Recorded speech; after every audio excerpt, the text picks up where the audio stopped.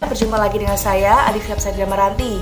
Di video kali ini kita akan belajar tentang teks berita. Jadi teman-teman simak videonya ya.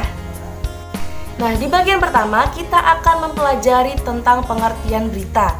Nah, di sini saya mengambil pengertian dari dua ahli, yaitu yang pertama yaitu Willard Seblayer yang mengatakan berita adalah sesuatu yang terkini atau yang baru yang dipilih oleh wartawan untuk dimuat dalam surat kabar sehingga menarik minat bagi pembaca. Dan menurut ahli yang kedua yaitu ada Eric C. Hepwood. Nah, menurutnya berita adalah laporan pertama dari kejadian penting dan dapat menarik perhatian umum.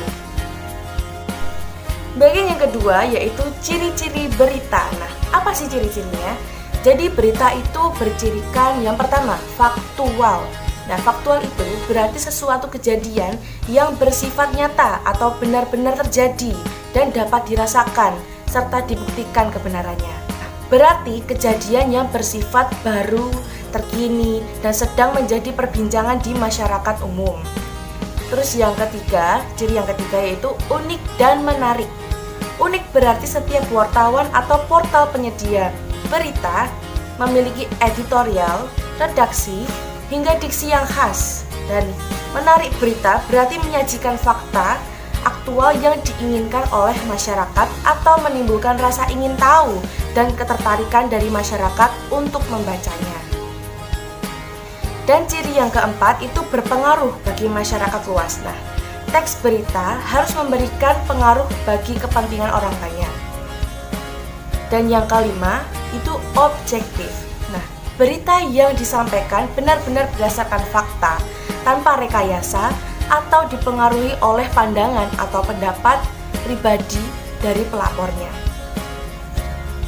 Dan yang keenam, terdapat waktu dan tempat kronologi kejadian.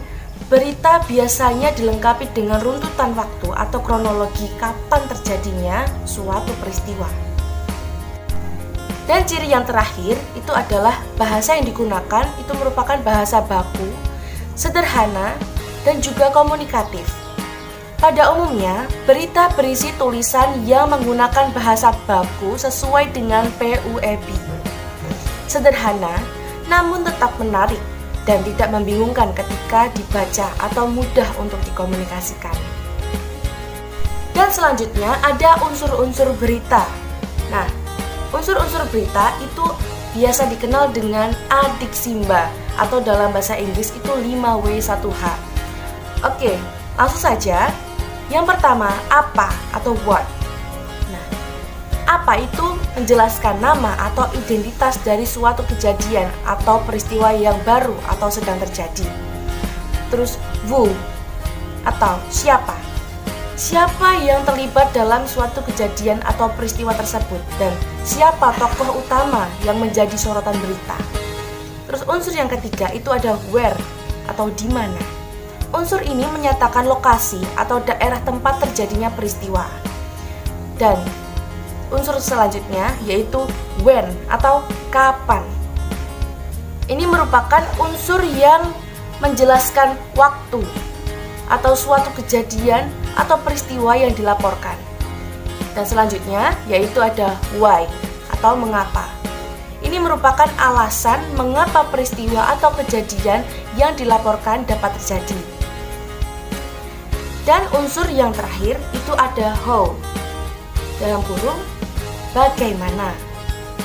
Nah, bagaimana keadaan atau proses terjadinya suatu kejadian itu atau proses terjadinya suatu peristiwa itu yang kita beritakan. Begitu. Berikut ini ada jenis-jenis berita. Jenis-jenis berita itu ada banyak sekali. Di sini saya sebutkan saja, yaitu ada berita opini, berita interpretatif, ada berita investigasi, berita mendalam, dan juga berita langsung. Baiklah teman-teman, mungkin hanya itu saja yang dapat saya sampaikan. Untuk lebih lengkapnya teman-teman bisa mencari materi di buku pelajaran atau di Google ya.